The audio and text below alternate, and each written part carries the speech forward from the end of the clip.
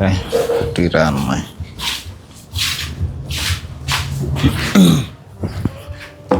Tarrique ni saa ngapi? 5:26. You get to make your pick from these two. We're rolling.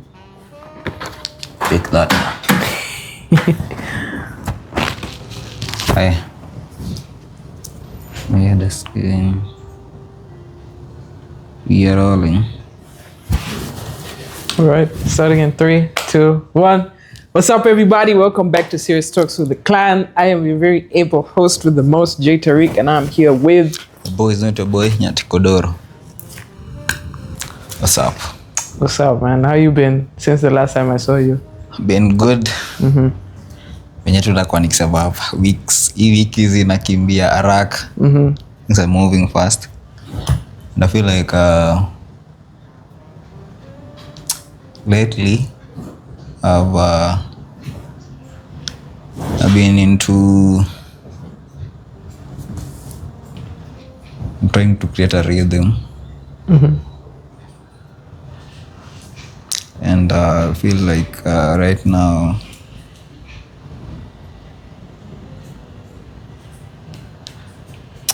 niko face fulani yenye without a rhythm itakuwa hard to move forward. Is like without a rhythm yenye ina run like an OS. Okay.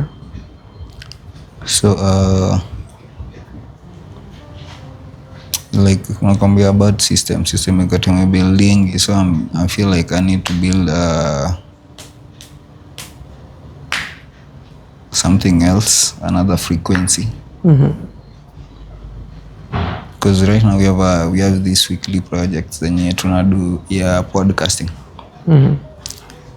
And I've been thinking manzi about the history of the podcasting and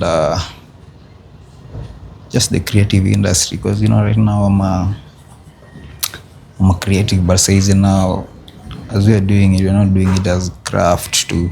We're trying to do it as business. Business, your idea, business is something scary for many artists, but it's something yenye me as an individual ni face fulani yenye lately I've been thinking ya kuona venye naweza pivot, and I'm trying to learn some new skills za kuni enable now to have this thing that I need to be. For me to be able to maximize on my outlet, on my art. You feel like I think atanda topic yenye tutakuwa nayo leo, but you know going waka what I will say from September huko hivi. Last year. Yeah, I've been thinking on IP. In kitu tu conversation here from last week, but I've been thinking on IP, like intellectual property.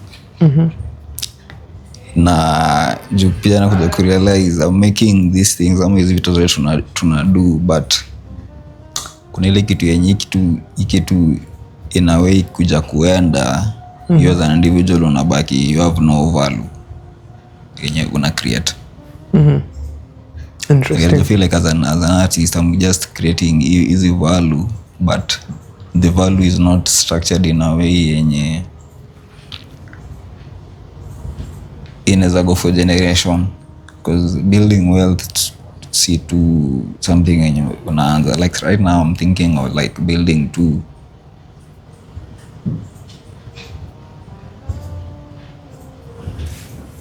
think stories of wealth. And as an artist na mambo za film, hadi juu nitaka kwenda kwa film na IP, so I'm thinking like any project that I'm getting on, I need to be thinking in a way yenye who are the owners of this project, like who owns what and what goes where. You feel like with collaboration, like wherever we're heading, right, is building community and collaboration, and kuna some talks in our collaboration we haven't been talking about, and these are conversations as creatives we need to have them as early as possible. So in short, vichekiti imekuwa long, just been thinking tu yani where now to build your consistency, like now how do we build this thing, like e-ship. Yeah, so I think like I've just been thinking about 2 ways to package the value that we are creating and having a vision. Not just coming here to do it, but why like we know the why, but now how do we structure easy vitu in a way yenye inaweza to how to grow, just for me, for the next generation, for the systems ama artist wengine. But on light notes manze pia nimerealize manze sija call Buddha lately, sija call Buddha wangu for a minute. I was like, what is happening? Kuja kurealize pia kuja kujua tu reason why simcall, like I just knew, I was like ni ile tu yenyewe unafika point yenye I'm like damn, sija call this nigga for a while, and then I'm like you are running a while, like why I haven't called him this nigga, and unapata it makes sense. But I talked to my bro. My bro with this year gonna bana kama hivi sasa Nairobi. You're calling me when? Anakuja. It was like I think hii weekend alikuwa ingie. I don't know, but sija confirm naye. But hizo ndo vitu nimekuwa like I think ndio kitu ilikuwa imeni excite. About to kujua usually yenda tu na call. It's been a while, and then I was like, hey damn. This nigga kumbe anakuanga, then akaniambia tu anakam seti ani venye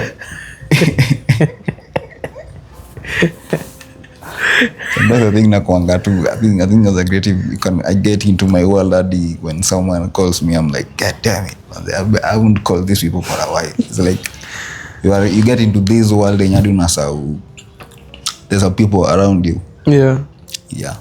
So I'm just trying to get out of my world peer and talking to about some deep things. By the way, peer, another thing, peer. You don't know that that's personal.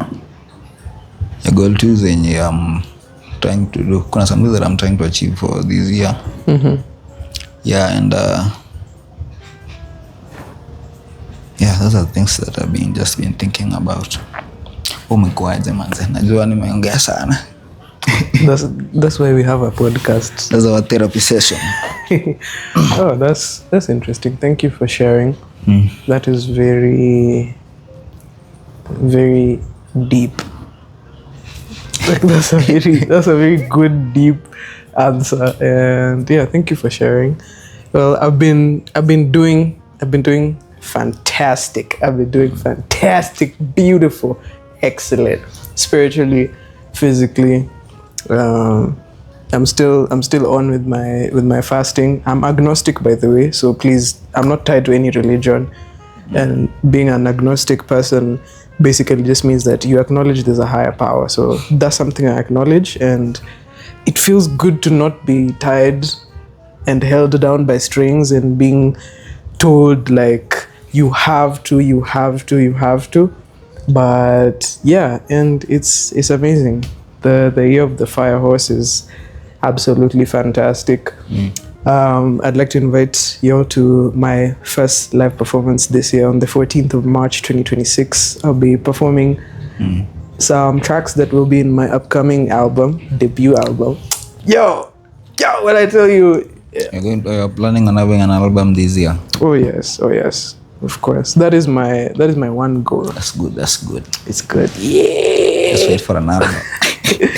On that note, but ulikuwa na bonga about it, kuna line fulani sijui nani anasemanga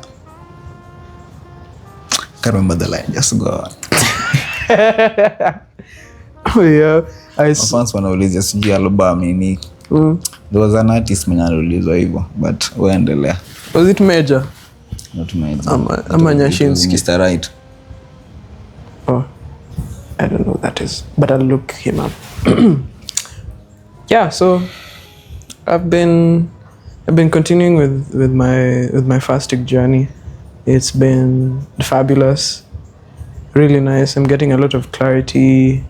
I've been walking as well. I've been able to connect even better with my circle. I normally say the close circle is yellow. So my close circle is, the people who, like it's my close circle, like close friends. But now it's not green. So yeah, it's been a really amazing week. Though there's an event that took place yesterday, there's something that happened. It's personal. I can't really disclose, but and it happened in an event. No, like there's something that happened. This is something that happened. Drink my bogani. There's just something that took place. I actually need to tell you about it, and you be my soundboard. This is exclusive. Aya, wacha write it somewhere ndo nikukumbushe juu utasahau hata utaniambia. Will you remember? I'll remember, yeah. So there's that one thing that happened, and I'm trying to make sense of it. Okay. So I need to talk to you about it. My unpaid therapist. Very wise guy. But honestly, pull up. Tickets are only 300 bob. Get them. But also when you event iko wapi? It's at the space next to Alchemist. So you know the Alchemist? Alchemist. Yeah. It's behind Molly's. I know it. So it's the other time. So it's just called the space. For real? Yeah, it's just the space. It's a new space. I'd say fairly so, yeah. It has been on for how long? I'd say it's fairly new. Probably like maybe end of last year or something, kind of. Because when they normally hold events. Yeah, when it popped out, they were giving out the space for free, and it's quite large, and they give you a basic PA system, like 2 microphones, seating space, of course, restrooms, hands-on staff who help with the the setup and set down and stuff like that. So I'm super excited to perform there. I'm gonna see you out there. I'm so excited. This is my first show, like I'm being paid as an artist. This is my first paid show. Yeah. No man. No. So buy your ticket. Support the artist. Send $2.99. We'll add that one bob as STWTK. Yeah, we are going to sponsor that one bob. March 14th. It's on a Saturday. Yeah. I'm super excited. There's a plan. On a Saturday. Yes, on a Saturday, starting from 1400 hours to 0400. So it's an overnight thing. So free your schedule, please. 0400 hours, 4 in the morning. Oh damn, that's a good one. Yeah. Are we smoking weed at 420? We have to be there to find out, Those people are creatives. You have to be smoking weed. As a creative, you have to be smoking it, chewing it, eating it through a cookie, whatever way you do it. So my week has been. I'm super grateful. Okay. My gut is very clear, and so is my brain. So it's amazing, super amazing. How often do you brush your teeth? Once a day. Why does my breath smell? I know. I'm just asking you. How often do you brush your teeth? Hey. Once. I'm in my therapy session now. I'll say once to twice a day. Once or twice a day. Yeah. What kind of need do you use? What toothpaste? I like Colgate Max Fresh because it's very it actually leaves your mouth fresh. It's like toothpaste and hot chili, if there's a crossover. It's actually. Does it have fluoride? Yeah, it does. For real. Yeah, it does. So something that I met, okay, Nikki to so hadi alikuwa nimesema let me just explain to you hadi wewe uniambie if you've ever heard it. But there was this time there was watching, I think a video of someone just popped. Unajua YouTube sikizi kuna watu wenye video fulani za kutoka huko like excuse me, what is this, who is this, nigga, nika click. So kaanza kutoka nikaanza tu go forward about like a YouTube video or a YouTube short. It was a YouTube video actually. YouTube, I don't know when normally watch shorts kwa YouTube. Watching normally go to the long form. YouTube ni long form. Shorts ni either maybe Instagram or TikTok. Okay. So I was saying, this nigga was talking about fluoride and the effect of fluoride on teeth. Now how that effect affect your pineal gland. Hey. So pause. Is that small thing? What is so this nigga is even stories I think ni information to the spirituality ama mambo za watu kudecolonize ama nini, information zingine esoteric sana. But here's what happened. Najua venye niliona hiyo kitu nikaandika kwa my phone. I'll go check on effects of fluoride. Actually I brushed off. Yeah, alisema tu effects I use it was a video like a day in the life. Yeah. So kwa hiyo nikasema I use fluoride, I use toothpaste yenye haina fluoride free toothpaste. So like mbona nini, so you know nini, akaanza kusema stories za pineal gland and I was like ikapick my interest, so I wrote somewhere in my notes effects of fluoride. Sikuenda kusearch hiyo effects of fluoride. That was last week. So this week I happened to have stumbled on another video about nini. So najua nowadays algorithm ina date venye msay content venye una consume and whatever you consume, so inajaribu ku suggest ya, but it happened to have suggest ya mimi nini fulani, something to do with ilikuwa spirituality. So I was like let me click on this thing. So ikaanza tu kubonga and this person now starts to talk about fluoride, now explaining it to me. So I was like, God damn, is this the universe? The universe is like, nigga, boy, we said look you at this thing. Take that information. It's a long story by the way. So that's why we have a podcast. We are lonely people. That's why we are podcasters. So umesema lonely nikaniniwa. Nilikuwa nabonga about nini? Fluoride. They were talking about fluoride in depth. He was explaining some things about it. There's a way in which that fluoride and pineal gland. I had talked about pineal gland. Do you remember where you talked about pineal gland? And nilikuwa naongelea nini on pineal gland? Previously or now? Previously on our podcast. There's a time that we discussed pineal gland. Pineal gland ndo passage ya the soul. Mugeni kwambianga ile ya 49 days after you've died, your soul na take 49 days before irudi back, na when it comes back irudi ingine hiyo kwa the pineal gland. It's like that's the entry of the soul to this body and also the exit of the soul out of this body. The pineal gland is the third eye actually. So the thing is your fluoride, akaanza kusema fluoride, the more you use toothpaste, your teeth iko connected to the enamel. Not your teeth ndio iko na enamel, iko connected to the pineal gland in a way, and your pineal gland is your third eye. That's your intuition. That's where you get your downloads, where hapo ndo unapata information zako. So the more you use fluoride, the more that nini ina harden the enamel like harden the enamel ina harden hiyo nini hiyo pineal gland. So your third eye inakuwa is like there's that fluoride is acting like a smudge on your third eye. So you might not be having clear downloads ama whatever you should be receiving from your spiritual nini. What activates this thing pia ni, they say it's the sunlight. That's why you have to maana actually I will say so nikwambia ngai mwaka nimeanza kusaka sunlight asubuhi.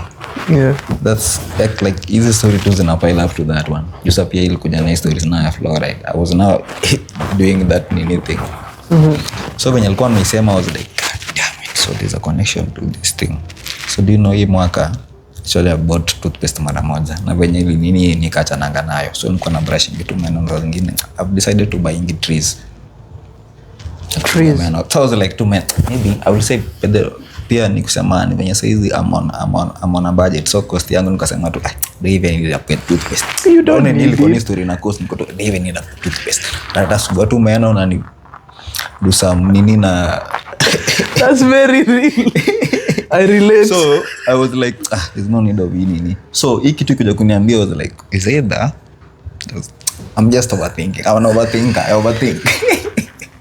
Is that the universe is trying to tell me, nigga, you don't need to buy that toothpaste. Kama naweza pata anything organic toothpaste yenye ina fluoride, I'll go back to ile tu manini meno. Just the twigs. I've asked you that. I haven't done more research on that, by the way. Ile tu yenye I'll go dig deep into it. But tu ni venye ili ni interest tu sana. If that is a third eye.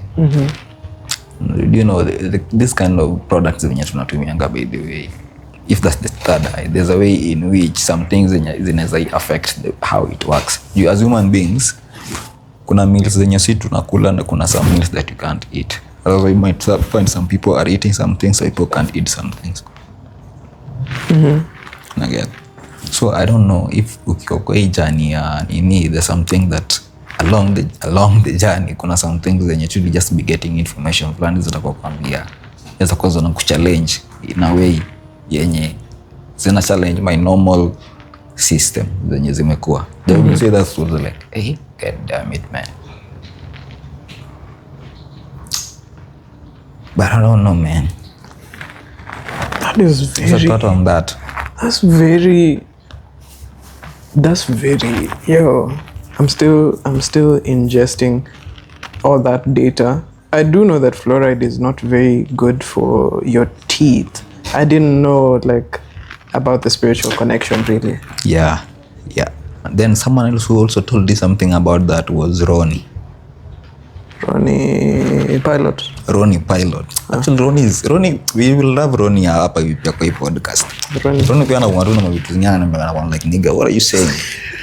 No, ni kama yusa alikuwa ananiambia story ya manze Max, mimi adimia hii mambo za kusugua meno sijui sugu nini. Chukua tu nini inaitwaje salt asubuhi yaka kwa maji kunywa ama sijifanya nini, don't sugua meno na nini. Kutumia toothpaste sana. Ni vitu alisemanga tu hivyo tu like mtu anaweza kuongea kubonga like tukimedi there's a way in which I think naona hiyo stories za downloads then a way to some maybe mtu ameshajua hizi vitu. Hadi I will say as people talk unaweza kuwa tunabonga but in a way there's some downloads zenye zina coming to along the way as you speak and you don't know. So for you to be more clear about whatever you are saying ama nini, it's like there are some things that we need to avoid. We are in a culture tu yetu venye iko vitu tunabuy ni superficial fast food nini una get. So there's a way in which hadi venye unasoma na story yako ya fasting and what not, it's just having your body get back to the way it used to the natural, to the organic way it to nini kama to reduce this processed food na vitu kama hizo. Is that why I'm craving arrowroots? Is it? Inaweza kwa hivyo. You don't know biada mimi bado kwanza last year. Vitu venye nimekuwa nikibaingi all of say kuna time nilikuwa nasema kijana. Hadi juzi I was telling some nigga nilikuwa kubike. Max sana isha vitu shagota na magota na majirani shagota ni magota hapo hivi. Wanakuangua levi sana. But sometimes si tu lewa nao. So nilikuwa naambia manze mimi naye nataka nifikie hivi chini nichukue mboga. Mboga gani? Nikamwambia kienyeji. Ati kienyeji.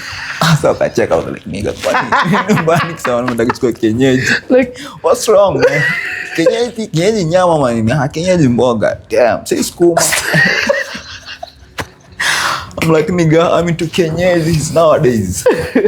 I feel like it's really well, it's getting back to the roots. Going back to the roots. Yeah, this I think so. like everything. Cause like what I realized, even as I was younger, tea and bread was shoved down our throats by the Western media. You know, like cereal, school, tea, bread. If you actually think about it, as you grow older, bread actually just makes you hungrier because it's so processed and it has sugar and very little fiber, even the brown one, unless it's the 5 grain, 8 grain. Remember, I talked about that when we used to record in the car. Mkati 400, damn. Yeah, and so like when you eat that, like for me in the morning, I don't like eating. I eat at midday onwards. From midday onwards, I don't like eating in the morning. I don't like it. It clogs my brain, like for real. Oh. So unless I'm having like a really long day, I prefer not to have processed. It's either cereal or food, like brown ugali and something, you know. Like if you have tea and bread within maybe 1 or 2 hours, you start feeling like some extreme hunger. That's for me. I don't know about y'all, but like the younger generation, they are very aware. They're not shy to say that they don't like bread, like, and it's okay, and that means we're doing a decent job in letting them express themselves. They're like, I don't like bread, I'd rather have let's say like maybe a granola bar or oats or even a snack. Like they'd even rather have like a queen cake or something as opposed to this bread that stays on the shelf for God knows how long. Like it doesn't even get moldy. Like the amount of processed foods that we have is, it's really quick to get. Whatever you ingest, it definitely just goes back to, it definitely affects how you think, how you feel. Yeah, so many things. Jadi your gut feeling. So your gut feeling though, we talked about this, right, Ama? So there's a gut feeling. Your gut feeling is like your intuition peer. Yeah. So it's like if your gut is not clean, then you can't be thinking clearly. I think that's, I don't know if it's something that was engineered ama tu ni way tu venye as we grow we come to know this thing. Just sometimes najua tunakuja kusema Western life ndio ilituleta hizi vitu. Could we say like we have to be now thinking like evolution as human being tuna evolve ndio ase walikuja, then they brought all this. Yeah. Actually it was forced on us, but whatever is happening right now is like people are trying to get back to that. Yeah. So that's what like, we are doing about it. Yeah. So what generation is this way there? Which one? Ours? Z. Season kama is like Kenya ilipata independence tuko 1960, right? Yeah, 1963. Your generation, we are Gen Zs, right?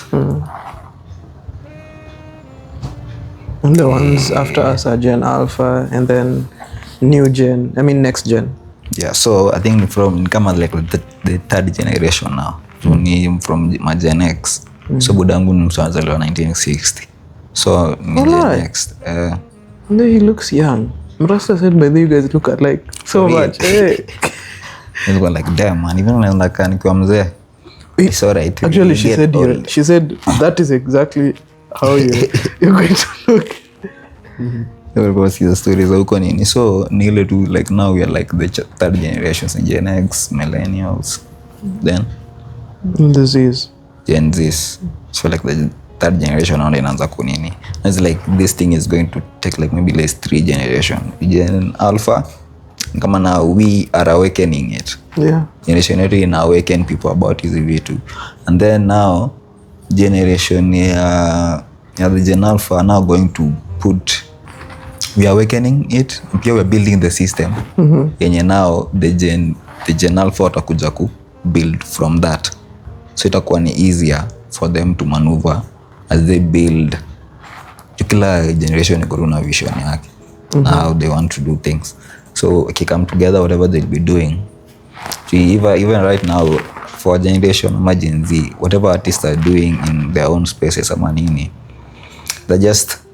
we're all playing the same music, when you're playing it at different places. I think that's how the universe works. In order to just do your own shit the way you do it, when you itakuja connect to a bigger canvas. So kila tu mse is just like a big theater, and you're all playing in this stage. You're just playing. And now whoever is in the universe in a tech. So when the moment comes, you say ni waves tu, ni rhythm tu. Rhythm. Yeah, so I think for our generation tunajaribu kunao kwa awaken people for that. No sawa wanaanza kurudi to roots, kufikiria nao kwenda kujenga home, kwanza kuwa na mashamba, doing farming. Yeah, definitely. And I actually love that. I actually love that for us. And I love it for the next generation as well, because these days you find a 12-year-old saying that they'd prefer to live on a farm.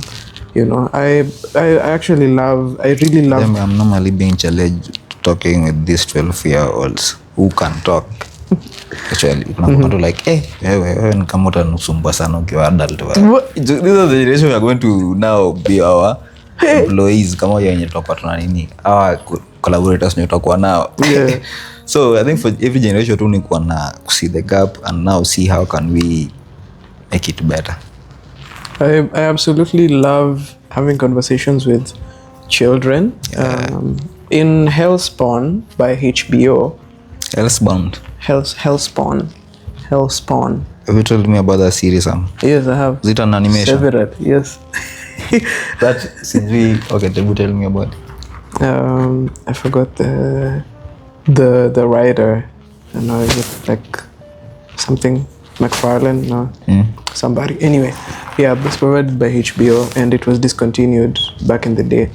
But there's 2 parts that's on YouTube, and I think in the first part there's a pastor who runs away with a child, like a young boy, and like he's kidnapping the boy. So the police are trying to get them in the alley, blah blah blah. So Hellspawn is in the alley, and he has this big cape, of course, and whatnot, and the kid runs to the corner where Hellspawn is, and he backs out, and the kid is dumb, so he can't talk. So he backs out, and he's like shocked, like, because Hellspawn is huge and he has like a big red cape, and everything. So this kid backs up, and the pastor gets to hold him, and then I think a cop pulls up or something, and then the pastor is now holding the kid and says, "Look, the eyes are the windows to the soul. Can't you see?" And then it kind of like zooms into like the kid's eye for a second. So after I heard that statement, I've always researched and just been like, what is it? Like, are kids actually just like portals? And I absolutely love having conversations with them. There's some questions they ask you that are too deep. Like, why are you asking me why I'm unemployed? Like, Ethan, please go and like, there's a pub quiz that's coming up soon. Like, they ask you the most about GDE exam. They're doing GDE or CDE. I don't know, by the way. I think I'm that old these days. I don't even like. So like when I'm talking to a kid, I get to learn so much. Like the takeaways, I just go away with like a whole basket, because they are unfiltered. The system has not yet started filtering them successfully as much as an adult. The schooling system, you need to go to work, you need to act a certain way, but kids are super amazing. Even the kids in my dance academy, I always tell them, like, I always learn so much from you guys, like from the way you guys relate, from the way you talk, from the way, because they can't mask their emotions. If they stub their toe on like an edge, they just cry and they be like, me, I'm in pain. But as an adult, depending on the experiences that you've had, you've taught to mask that pain, especially I'd say as a man. You'd stop crying. Koni, are you a girl? You stop crying. Oh, then and then now you have to go to therapy when you're older, just because you don't know how to express yourself, because you've just been given so many masks. So yeah, the eyes are the windows to the soul. Definitely kids are more connected to the universe before. I think this goes back to like the products. They're still not contaminated so much. To any kid, maybe to live organically. Yeah. I'm saying my pineal gland, to me stories of fluoride, there's not so much chemical in their body. Yeah. So ako able to think clearly na pia tu kuuliza swali tu yenye nakuja kwa kile unajua my brain is just always throwing questions and ideas ama nini. And as a kid is mtu mwenye ako curious, so whatever will come ana moment akusema tu kufeel hata kujibu tu pa. So uncle, why are you not married? Ebu your mom is calling you. Like Ebu, hey, calm down. Manze, we need to go back to ngotos. Napiga watoto ngoto. But why do we react that way? I don't know, maybe inaweza kuwa imehat msee ameguza papaya. Because I see, I think msee tu ana observe, inaweza kuwa kwa area yenyu tu. Kwa mtatu yenye tunaishi jonyo kwa plot, inaweza kuwa maybe watu hiyo wameshiba hapo. They know you. Wanaweza kwa dhana tu na kuna venye unajijua, but kuna venye pia wanakujua. They've also just been reading you. So kuna tu wata kula just for game moja kuna like wait, Ebu go home. Sisi kwetu there's no one. Just go home. I've finished homework. Can you answer my question? Boom. But don't hit people's children. Just don't hit them. Yeah, you could actually be sued. Ngoto should be brought back, man. They could discipline to mtu. They'll go to school and write a whole essay on how they were knocked on the head and almost lost their lives, man. Like, excuse kuna rights, man. Excuse kuna mambo na rights. Don't do it. Just don't do it. But I think that's how unapanda, like as an artist, it's you to bring that back. It's also like you going back to your roots. Roots zako ni you remembering zile vitu zilikuwa zinakunaisa as a child, vitu zilikuwa zinakupatia joy, because you find kuna vitu zenye una lose time yako atojui, like 3 hours zimeenda. Damn, ulikuwa tu unafanya kitu something like it's something that yenye capture your world and you don't even remember anything. So as an adult, unakuja as a kid grows into an adult, kuna sana systems mingi na vitu mingi, anakuja kurealize kuna tu rules mingi zenye zinamcontain. Yeah. So for some is that they choose to follow path yako. Unajua napata ngani path ingine yenye si easy, but you just have to learn to follow your path. And then for some tuanda tu now let's conform and then wacha tupige isha tu venye iko. I don't know, I think ndio kitu imekuwa kuna juzi nilikuwa nauliza Jemo like swali fulani ya was it the mind ama ilikuwa nini, like I don't know. Ilikuwa something to do na hiyo incident yenye ilikuwa happen hapa hivi recent.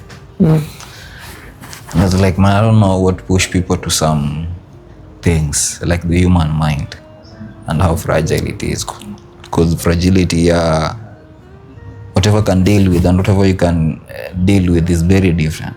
So emotionally we are I don't know, man, we're fucked up beings. And my question is entrapped in this universe. My question is always like, what does it take to get the human mind to that point? Like, will it be like there's no people around you? You feel like, of course, you feel like, man, what's something that I realize is talking with people. Do you as an individual? I don't know. I'm just saying I'm talking from a point now. Nimelan, yeah. Na nimekuwa experience ya kuja manze, you're not always the one with the solution. Uweze kuwa na solution zote, like life yako uweze kuwa na solution zote. Kuna penye upatanga solutions zako, like problems zenye uko nazo are not just for you. Like they're for you ndio, but si wewe tu ndo zinakuwa penye.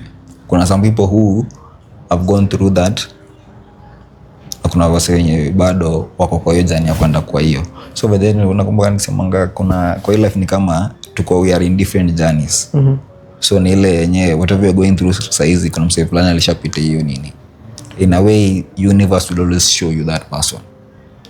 if you are keen enough, you will get to know that. You have realized one thing.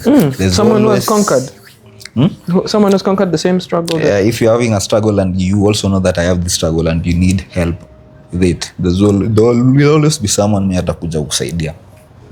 So ni ile yenye you acceptance, ile ya kuja kusema yenye hapa na I'm struggling with this and I think I need to talk to someone.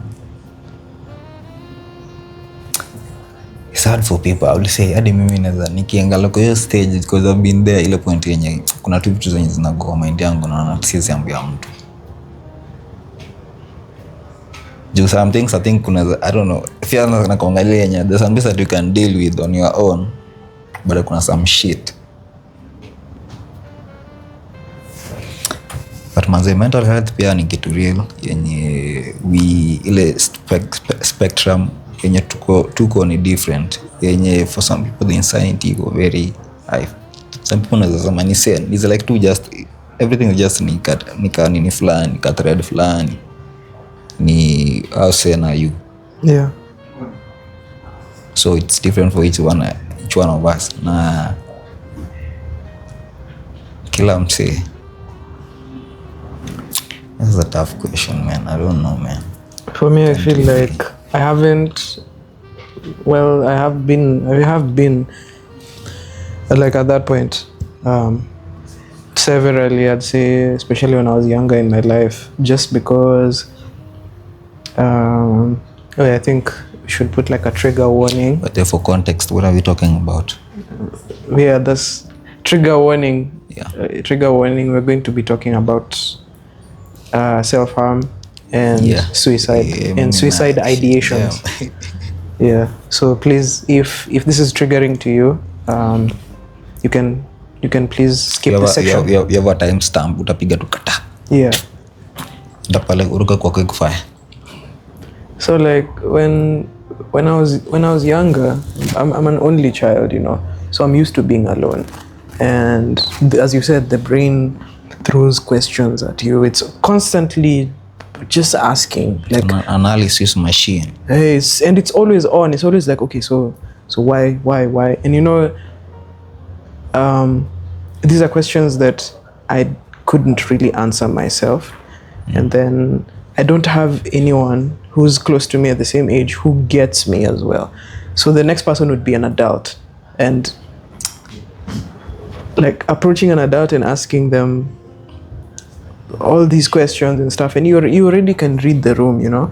If maybe there's an adult who's around, you can see they're watching something, maybe they don't give you their full attention. And again, you also analyze, like, are these questions making sense, or am I just being a dumb child, you know? So I've been fighting. So I have had episodes where ending it all would make sense, just because I feel like no one really gets me. And then another thing is, I've been brought up around a lot of secrecy. Like someone could be flying in the country and they won't tell you. So you'll find out maybe 1 week before they leave the country, and then they're like, oh, hi, can we have some lunch? So that's the environment I've been around. I don't know what that is about, but anywho, I find it so complex to talk to someone about some things. It's gotten way easier as I've jumped through some black holes. I literally had to, it's either I was going in and falling into the abyss, or find a way to get across, and it was hella tough, but I conquered. So like right now it's easy, you know, like I can talk to you about anything, I can tell you anything. But like if you don't have that safety within yourself to also accept that I need the help, you know, because it starts with that. Because unless you do that, you're just telling me like data, like, oh, okay, wow, cool, okay. But you have to accept, like, I don't know what to do, and I need to talk to someone about this. So having the space in the room and the grace to just accept that, hey man, I don't have the answer. I literally don't have the answer. And then having the safe person to talk to. Because these days, information is currency, right? If I tell you a story, if you tell me something, you can go and cash it in and sell it to a blogger. You know, your business can be out there, and that even makes it worse. So that goes to, again, who is your safe space? What do you have people you can actually talk to and tell them like something as basic like, yo, I don't have this, I need this, are you able to assist me with it? And your ego is always going to try to protect you and be like, hey, listen, man, you're okay. And I feel like it's very unfortunate, but I feel like there's a death wave that's going around. A death wave? Yeah, there's like the Grim Reaper is literally just around. This is the amount of spiritual energy that is present. It's like it's the literal death. It's appearing in the real world. Yeah. But it's also like a literal death of the old world. Yeah. Some people feel like, could it be like the literal death of the old world? And for some people, because they can't, I've been telling you the frequencies for me, I will say like zimekuwa tu ni high. Things are just moving fast for me.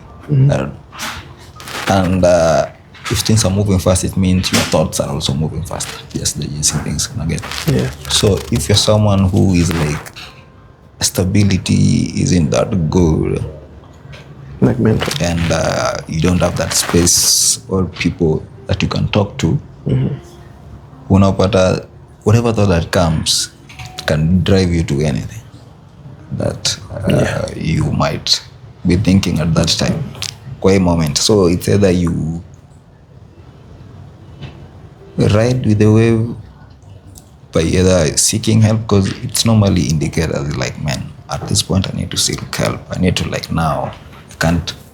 I will say, man, kuna moment zingine zinajipatanga kuna quit something and it's like venye nilikuwa na quit, just some forces just happen to have happened. It was like this thing was to happen. If you are not to make decisions, it's like inakuanga, we normally have like hizo moments that there's something that need to happen, there's something that need to change. And if I don't pay attention to hiyo kitu inafaa kuchange, because life iko, there's other thing, there's vitu mingi. If you don't pay attention to hiyo kitu inafaa kuchange, then the change will just happen. And will you be left behind? So I might be left behind, so it's me to go with it, ama sit back na kumon. I get, I'm like, man, nigga, that wasn't just moved. It's like nika wave, life to ni wave flani. So the moment is like just looking at your life as wave. Na tu moment zako venye zuwe ndanga. But find like kuna moments zenye zinakuanga highest, kuna moments zenye zinakuanga lowest. So kishajuanga wave yako venye zuwe ndanga. Nonga tu say like who is that suffer mwenye this nigga alikuanga suffer mwenye this brand. It's a big brand actually, it's a cloth brand. Alikuanga ni suffer tu wa maji. So as a suffer ulasi ufanyanga kwa maji ni just going with the wave venye nakam. Just riding with the wave. Kitu inakuanga scary with the way ikichekingi. But I feel like life tu ni kujua at moments gani. Ile moment yenye umekuwa tu life yako yenye duka juanga, this is how my circle inaendanga. We have different circles. Yeah. Yeah. Hii calendar tunatumia ni Gregorian. Yeah. The solar, like a solar calendar. Tuna ile calendar yenye sasa you as an individual uko nayo yenye una map out activities zenye zina happen in your life. So uko to like in the moment yenye mimi kuanga nafanya hii, in the moment yenye mimi kuanga nafanya hii. So you kind of like know when thoughts zako zinakuanga more violent ama times zingine zinakuanga more nini. So when you know the wave, you just ride along. Unajua this is just for me. For a minute it will come to pass. So the I see it, mimi nakwanga tu like, man, when you to life imekam, I will always try my best to do the best as a human being. But when your life it happen, I don't normally want to fight it. You don't want to fight it. At the time, someone told me nakwanga very nonchalant. Naturally, it come from someone that I will not for. So I was like, oh, for real? God damn it. I don't know, maybe if yenye meiona. I feel like that would be a shared opinion among a lot of people. For me, I can't say that because you're literally my best friend. So you're not nonchalant, but I feel like inaweza kuwa ni mwenye like a misunderstood identity, sindio? I feel like silence makes people nervous. Like you're not a yapper to every single person, you know? Yeah. So to some people you just give the energy that you're getting, like you're reciprocating. You're just like, okay, so this one is on this frequency, so this is all I have to say. And then someone can say, okay, well, yeah, that dude is nonchalant. It's crazy that I also get told that, and I'm loud as hell. Like, not with everyone, but like, I think ni it's just the way from whatever you nini people, venye alikuwa nabonga naye. I've never been surprised by anything ameniambia. So nasiati kwa ubaya, like nile yenye najuka ka was like cool msana za juu inade nilijua tu venye alisema ni venye alikuwa ameniambia kitafuta msa amekwambia tu like una giving vibe ingine nonchalant. And actually that was my girlfriend.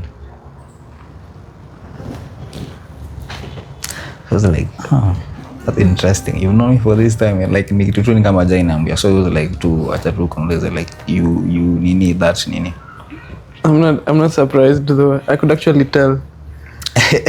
Like from the minute you just said it, I was like, I had a guess. It's not like I already knew, but like I had a guess. That's pretty interesting too. Yeah, but I don't know, man. I feel venye life me riding tu na wewe venye iko.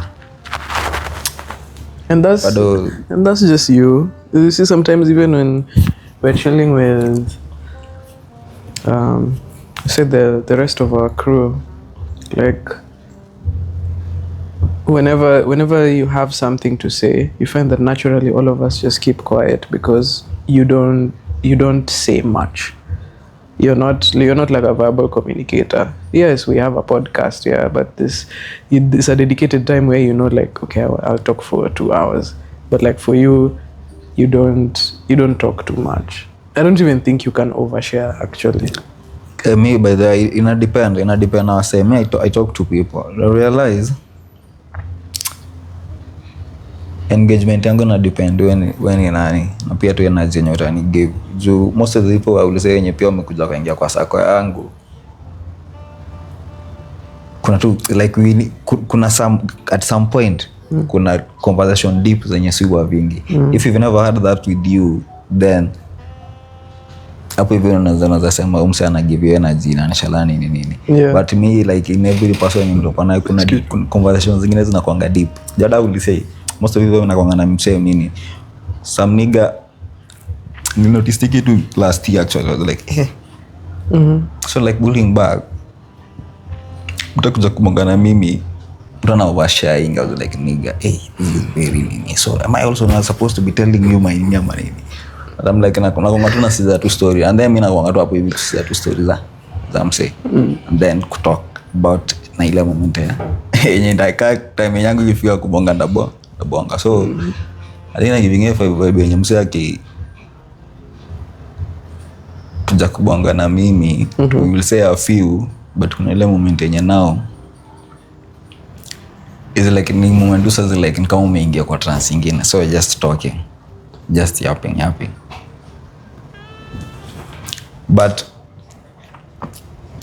like nile we have to be having deep conversation ndo tukue na ile ndo kujua mse. You can't just be knowing someone surfacely. Yeah. Like surface based nini.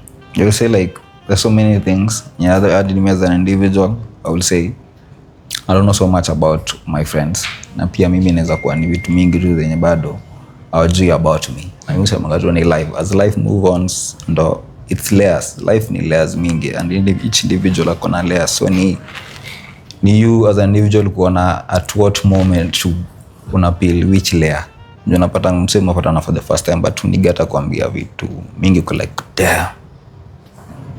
Yeah. Na get but still tutakuwa tu like I feel like energy yenye pia the moment mbonga naye and sijui tu venye naweza sema kitu but mimi kama tunaweza kwa tuna hiyo maski ya kusikiza na kusikiza tu iko na hiyo time ya kusikiza. So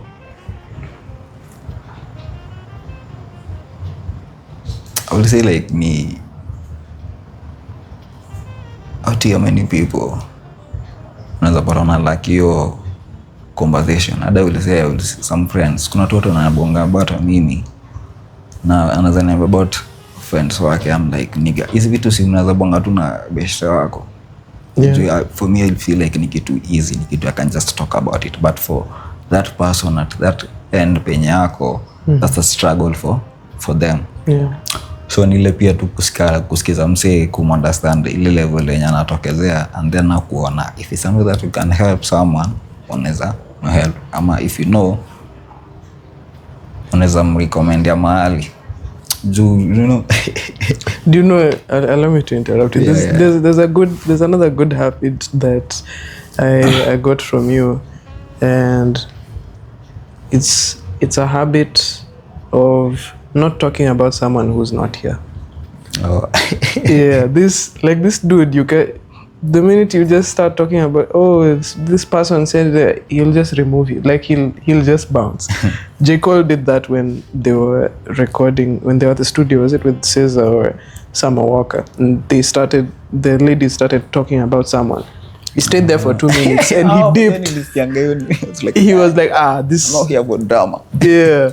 So like I feel like that's a really fantastic habit that also helps me to be more direct and just comment. Like no one will come and beat you. Like yeah. Imagine when you say by the way you find some people you can only have a conversation when we are talking about someone. And then like, that's it. Hatuwezi bonga tu sisi like niga umekwaje unafanya nini project yako nini like we have so many things that we can talk about. Na get hata tuza kuanza kulament about Ruto nini because I want some billions that zimepotea manze 10 point what. I've not heard of that by the way. Then nimesikia hiyo story ni hiyo Talanta by the way. The stadium. Na scandal imeshika sijui watu wangapi hadi KDF.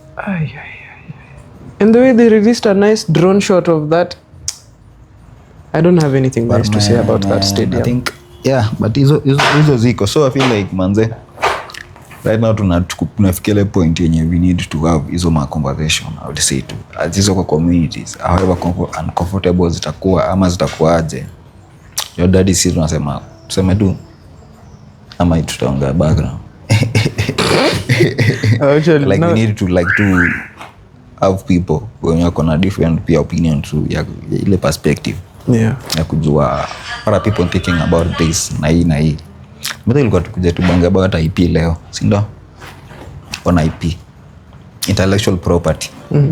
How to protect it. And how to protect it. So for me it's just nituma maswali tu for you creatives. We are the ones creating. I'm also creating, I'm also building.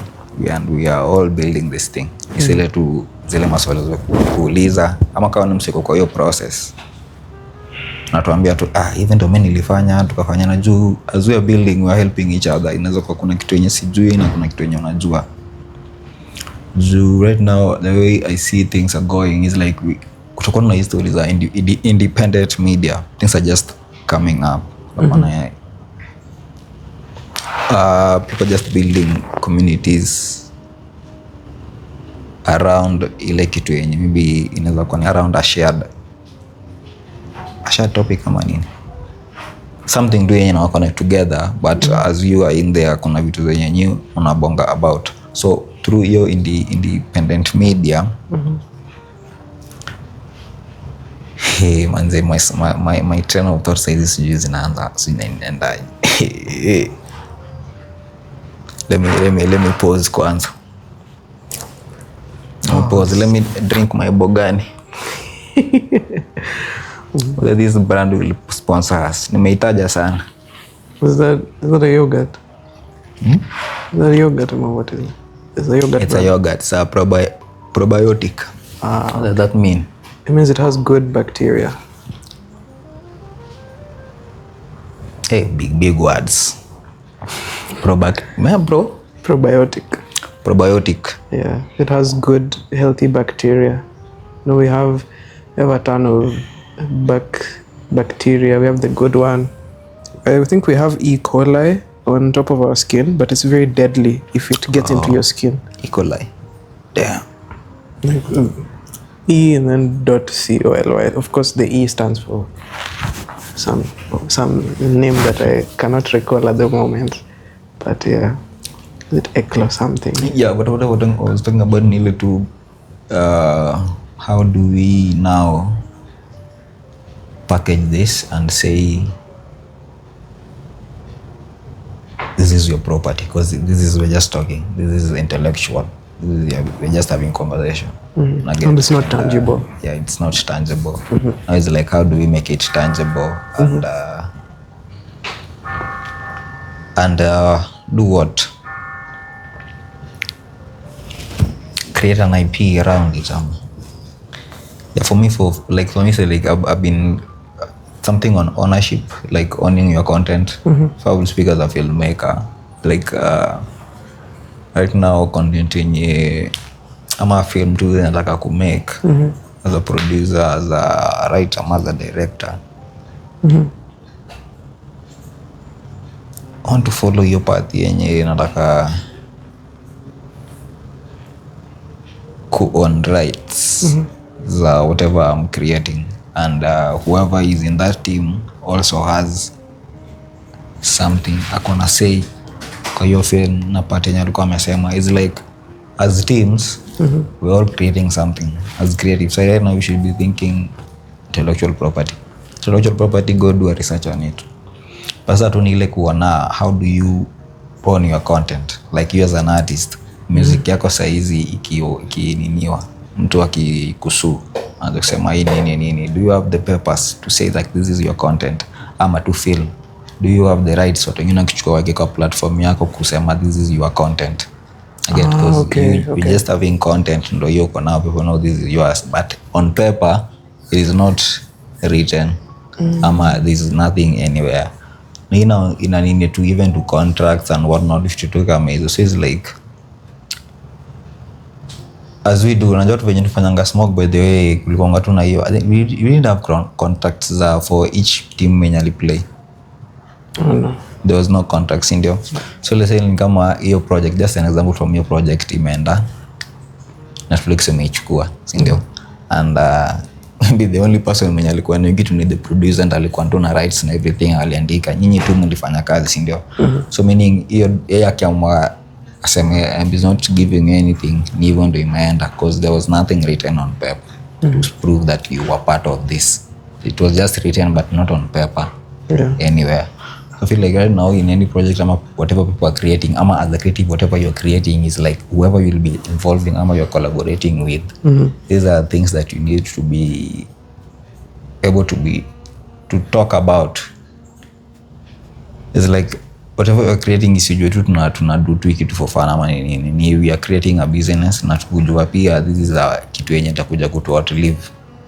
Oh yeah, it's going na to how do you monetize it? Mm-hmm. Unaona, build juu hata we are on rented, on rented platforms.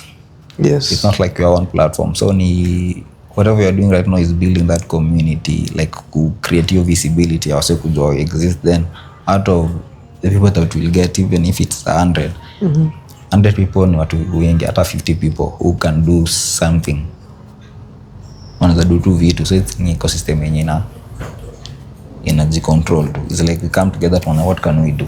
So tuna vile community yenye tunatoka from online to now ground. I would like us to have a podcast episode in town. A podcast episode in town. Pale, you know where people, it's dubbed Jobless Corner next to Kencom. Na kwa mandunga Jobless Corner. It's some people know it as that. This funny, you see opposite archives. Like opposite archives up. this place where people normally sit, and then now there's like hapo even only people angeta, why are you traumatizing me so pole hapo place manzeni nilipigwanga acha tu so hapo hivi. Yeah, so like I don't know, I feel like I'd like us to have an episode there soon. Like how are we having it? How are you envisioning the episode? The way we are doing it, easy, ama we are having conversation with the people, ama with people. With people. Yeah, we just go sit down on those seats. They normally look like this, a very sharp C. So you have to force your derriere to fit there, and then let's talk. Because talking is you need someone to listen to. I think that could be another format. Just to kwa the channel. Like ile they was even thinking about ile now, even events moment nimesema we are still growing, we are still building the infrastructure ama the vitu za kutuebwa nao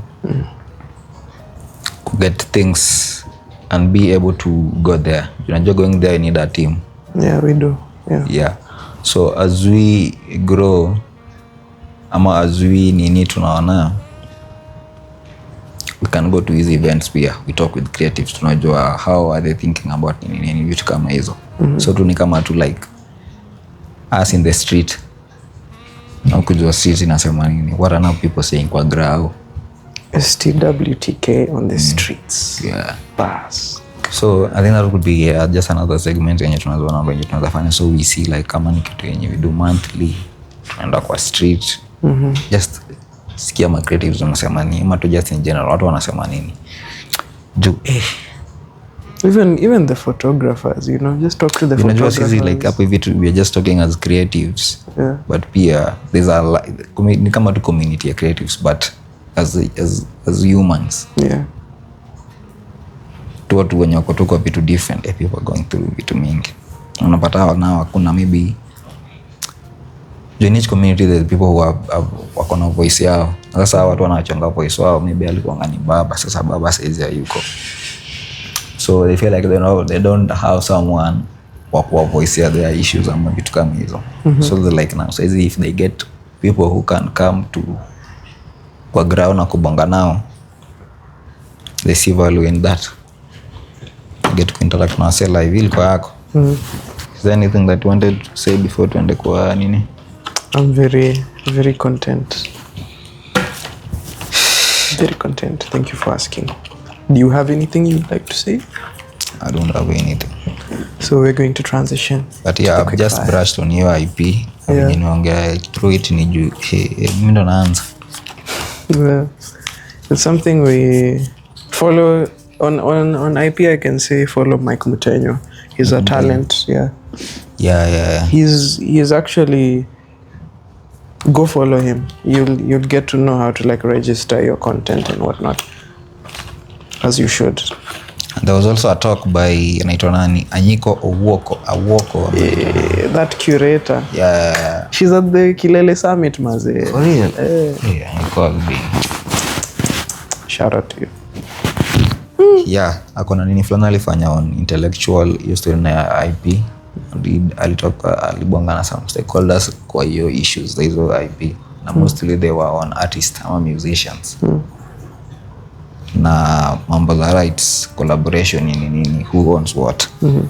Yeah, so that's that. Thank you for sharing. You go at your own time and upige research on hiyo tu.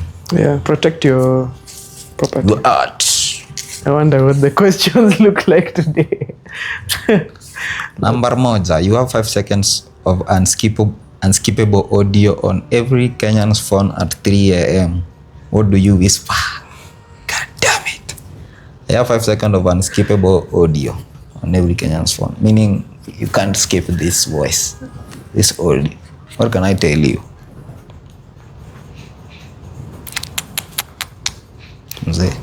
Time is really moving fast and you have no other time. Bro, endo do your shit. Amka wande ufanye hiyo nini. Afu saizo na kuweka ndela ngoma. Amka kumekucha. Kamata jembe.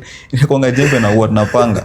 Tuende kazini. It's like whatever you're going to do, always wake up, go. But shortly tu ni hivyo manze. there's no time. Just amka, go do something, go build the inch. Unajua tu tena kukufa soon. Wow, that's a very if I would hear that, I would wake up with my axe, mazemi, I'm ready to go. Let's see what type of question. Your phone is giving me anxiety. I feel like it's about to slip and fall. The whole episode, this is the first time I'm mentioning it. I say anxiety. It's God like, damn it. hey, I'm just like, any movie you're making, I'm just like, kidogo try throw a cushion there. All right. In the 49 days, wow, this is so timely. In the 49 days after you pass, which piece of your art do you hope vibrates the longest in the world? In the 49 days after you pass, which piece of your art do you hope vibrates the longest in the world? I'd say my music. My music. Yeah. My music, because even if maybe you're hard of hearing or hearing impaired, you can feel the vibration like on the speakers, so you can actually still get my message in there. Yeah, my music.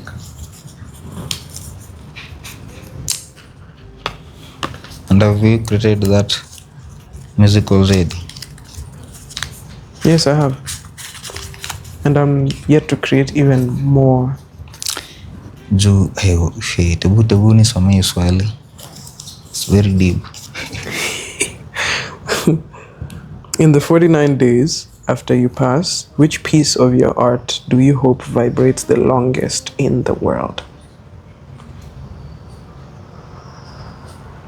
I think a film, but I haven't created that film yet. Bado. I think like right now, if I die, I'll say I would have done everything, but I've created my greatest work yet. I haven't created my greatest work yet. I think I still have time. Of course, that's why you're still alive. Because once you do it, you go. God damn it, I need to create that work. Yeah. You can put one legal warning on a billboard in the middle of Nairobi for all creatives to see. What does it say? Hey. You can put one legal warning on a billboard in the middle of Nairobi for all creatives to see. What does it say?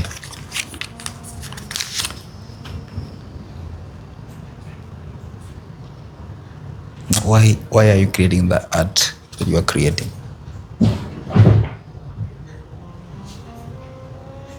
It should be that. Why are you creating the art that you are creating? And if I would be allowed to put more question, Put a question. who are you creating it for? So why you? Let me ask you this. This is just maybe even why nimeuliza why? Why are you creating the art you're creating? Why are you creating the art you're creating? So let me ask you this. I was to ask you a question. Yeah. Who are you creating the art for? Who are you creating your art for? Me, I am creating my art for the broken and the misfits. The people who feel like there's no one else who is vibrating on their frequency and no one else is understanding you, like, so you're misunderstood, of course. Yeah, the broken, the misfits, the misunderstood. And those are you. Yeah. So you're basically creating art for you. Yeah, I'm creating art for me and people like me. So you're creating art for you, but then it resonates with other people. Yeah. So I was asking myself that question because like, damn, I've realized I've been creating my art. The person that I've always been talking to is a past to me. Would you say an inner child or just a past you? Not even an inner child. I would say to a past to me. A past you. Is ni amalgamation to ya whoever that individual was. It's like I will say saizi nimefika point plani yenye nimekuja nishajiona kwa mira and I've known who I was when I get. So right now I'm creating content to my to my past, but now the way I'm seeing it ni if another person akuja kuiona atakuwa anajiona through that, because we are just the same people, we are in different times na we are experiencing is a bit different. Everything is happening right now. That's interesting. You know, I've never thought about who I'm creating the art for, like in the aspect of I'm creating the art for me. I'm aware that I'm creating it for my inner child. The only child. I'm still an only child, please. Yeah. No siblings were added, but that's awesome. How does that feel? Have you ever asked your mom or your parent about hiyo nini? Yeah, there's actually today in the background we have a lot to talk about. Yeah, I did. I actually did. Yeah. But it feels that's I don't know, man. To the only child, they would tell us in the comment. I'm very friendly. I'm very but I feel like we need to look at people like that. Do you know ulisema ile idea ya nini? Let's put another idea to experiment to on people, like experiment too. We can just decide now kuangalia tu do a documentary, kuangalia tu on people wenye alizaliwa one child in the family. Like nini child ndio ilikuwaje, and then watu wenye kuna wenye walikuwa 10 in their family, like what. Yeah, so I think like ni tu kujua hizo nini zilikuwaje, like the dynamics, how the dynamics wa nini tuka hizo. That would be a very good experiment. We are very ready for Tuesday. Yeah. Is it my turn? It's your turn. Well. What do we have here?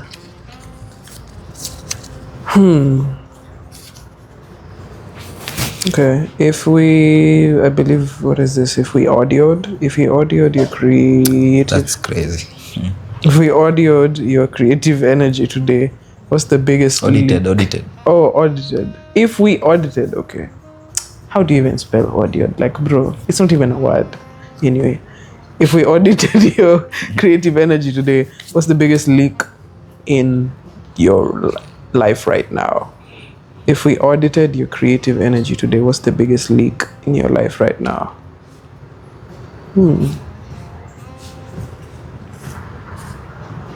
What's the biggest leak?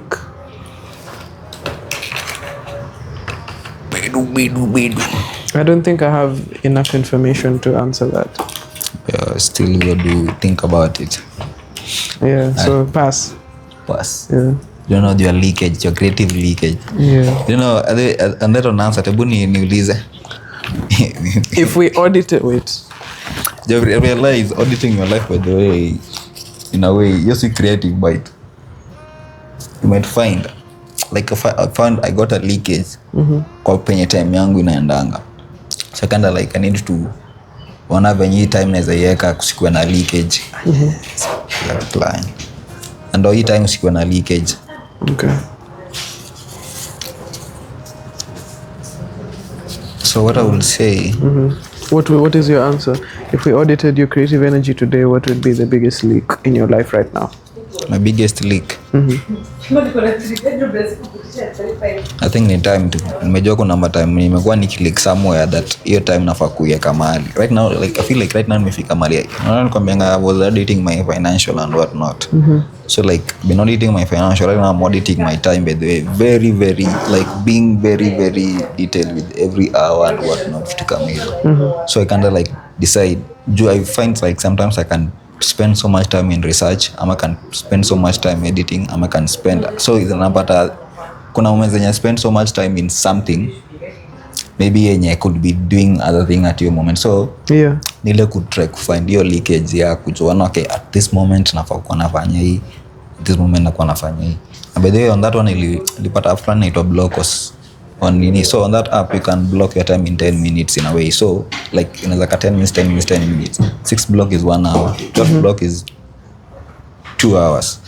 So it's like you're just blocking your time at this nini na yaka hivi inafanya ndio nafanya hii, at this time ni ya kurest, at this time na kufanya hivi. So we just allocating time kujua time inafanya nini. Do not fear through that napata sometimes ile unakumbuka that time ukiambia kuna I feel like nakuwa tu ena jangu nachoka but sijui time ina leak wapi. Yeah.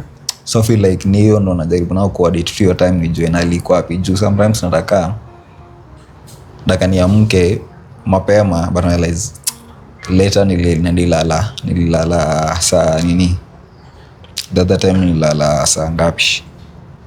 I slept late, not my normal time. Afan kwa nimelala basi 4 maybe nimelala kitu kwa visa masaa 5 na sijui karibu sana na nusu na karibia saa 6. So it means later mimi nafaa kuamka my usual time, sitamka hiyo time. You know, inakuwa patana tu hiyo time nikaa nimechoka na mtu god damn it, I can't do this. So it's now me being aware like ni nini inafanyanga nikuwe nimechoka ile asubuhi. So nikishajua Kenya nifanya, so like me to adjust to that and then allocate to everything for its time. Yeah, so I think ni hiyo like leak ilikuwa tu ni time sijui inaenda wapi. Interesting. And that is really okay. Mimi nafaa kusoma. Thank you for sharing. What is the one cringy what's the one cringy thing you did as a teenager that you now realize was actually your first attempt of being an artist? The cringiest thing that I did, I think, was dancing mbele ya nini. In the school niko class 7. I think nili dancing mbele. I see you man. Those kids were just looking at me like this. And then I had pia nilikuwa ni culture shock. That was my first time going into Turkana. Nilikuwa Turkana with the I'll say I just knew I was an artist from nikiangalia back now I was an artist. When I was in Turkana, just pia nikiricall back the way I was behaving, nilikuwa too out of place. Mtoto wewe when you are happy. So I would say niyo moment yenye nilikuwa ngani nanga kudance, then nilikuwa ngana jaribu mukora pingi just writing something. Kuna moment nijaribu kudu some, but I did it a verse on Eric Mondi brother kalikuwa amefanya verse fulani hivi sijili hivi tunaishana rara. So I was like God, this is fucking weird doing this pele wasi, but nilimaliza it's very cringe. Nikiangalia hiyo video tingekuwa imekuwa recorded ningepiga mtu ima coffee. But yeah man, you did it and you are here right now man. They're still doing hizo mavitu. A whole artist. Yeah, a whole artist. That's pretty dope. All right. Let's keep it rolling.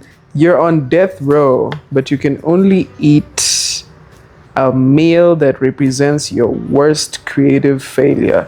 What's on the plate? My worst creative failure? What meal is on the plate? Oh man, that has to be green grams or githeri. Like, I don't like githeri. God damn it. Githeri. I actually can't eat it. It messes up with my stomach. Stomach. I can't eat it. Same to ugali and beans. But so yeah. But you eat beans. Nadhani beans ndio Kenya haribu nini? I think when it mixes with maize, there's just a mess. But beans I can eat. Can you eat maize alone too hivi? Do you eat mahindi choma? No, I don't. Do you eat mahindi choma? Na mahindi boiled? Boiled I can do occasionally. Maybe so twice a year. Unapata tu most liko ugali. Yeah, but brown ugali as well. Should eat mahindi choma wewe. Yenye mekotodi ile inaitwaje lemonade. Is it lemonade or nini? When I was going home, you know that place, Nini, what is it called? Muhoroni. Is it called Muhoroni? Where like there's it's like a T junction. So they put the maize in your nose in the cover. Inakuanga ni junction funny by the way. Those people can kill you with maize. Like yo chukua ngapi 70. Hey. I didn't open my window because I knew how it was. So my uncle bought 3 and we were alone in the car, and then I told him, you remember me, don't eat maize. He was like, oh, okay. Yes, yenye tulikuwa kwa public vehicle unaweza nyongwa na mahindi kwa mapua. Naoma. But I think I don't know man, they watu wanasakado na mahindi zinakuanga refu hapo, zinakuanga kubwa. It's on your nose. And I need to go back to your place. If you had to wear this exact same outfit every day for a year to get a 1% boost in creativity, what are you wearing? Same outfit to get a 1%. If you had to wear the exact same outfit every day for a year to get 10% boost in creativity, what are you wearing? And the Crocs, I got my sweatpants hapo hivi, I need some baggy shirts man za kutembea tu nayo hapo. And my nini for the sun. I'm getting 10% creative every day. I could just be a cartoon by this. Cartoon zuko maruna nguo moja. The only change occasionally when they're going somewhere. That is very true and very out of pocket. What is it inside the pocket? Because it's true, but it's true by the way. Yeah, I think true. I would just do sweatpants na nini. And Crocs. And a baggy shirt. The socks. And a beanie. And a nini. Yeah, beanie. Okay. I'm just cool, man. You know, could we just be living tuna nguo moja? Hizi mambo za sijui manguo sijui wo. Okay, but I think for consumerism. But yeah, is it for? I think you could just have a few ya ku exchange. Time unawasha hii. Juu ukiona moja utakuwa unawasha saa ngapi? For cleanliness. Like bro, unaonga saa ngapi? Remember when nani actually nani is nanenda letanga style ya artist ama format ya msaki kwa na nguo moja is like now you are a character, that's your only cloth. Jalango with this green suit and that madoa t-shirt. Because I used to see that nigga with that one, and then crazy kanake angepeana t-shirt yake fulani, and then Mulama also akakujana nini yake. I think it was like a kind of like you Kenyan creative scene imekonga tu na mapersonas. Mulama also had his own. He used to have a shirt yenye alikuwa anapinga akianzanga. He used to have a shirt yenye alikuwa anapinga naye content. Alina kaichoma sometimes by the way. Like what did was he done? Ni mvua ama? Yeah, it's raining. Damn it. Rain. Yeah, so it's you. Yeah, it's me. It's like I don't have my last question. You don't have. You just need. I have. Okay. In one word, what is the most important trait or an authentic Aztec? Aztec. In one word, what is the most important trait an authentic artist must have to survive? Important trait, an authentic artist. Well, you have to be honest. Like honesty. Honesty is the best policy, y'all. And Young Hazer posted this yesterday. So yeah, honesty is the best policy.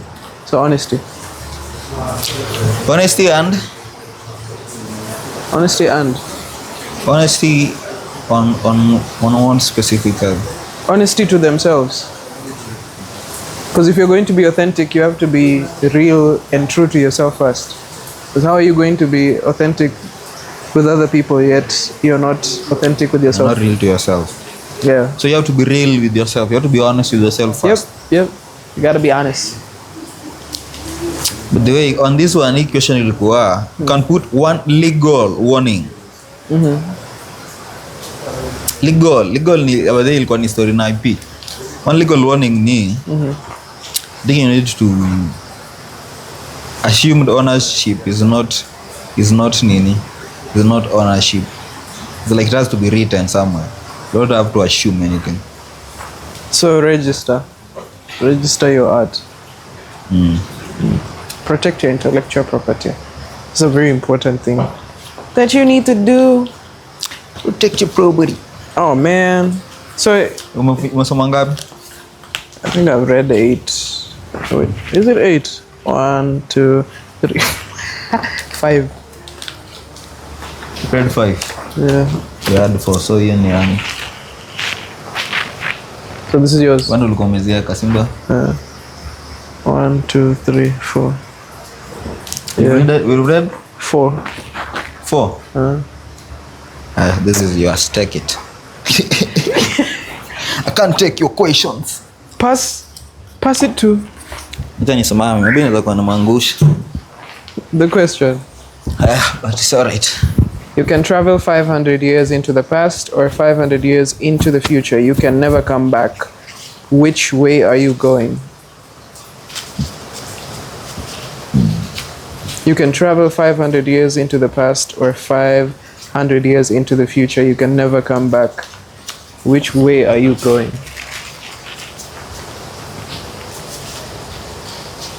I'd go to the future because I want to see how much we've evolved tech-wise. I want to see the kind of tech that we have. Yeah, 500 years. So I'll be there in 25, 26, man. Hey, yeah, nataka nichanukia wasi wa 500 years ago. You'd go back. You could have read all the past. You could do like, where am I going now? Future. I'd go to the future.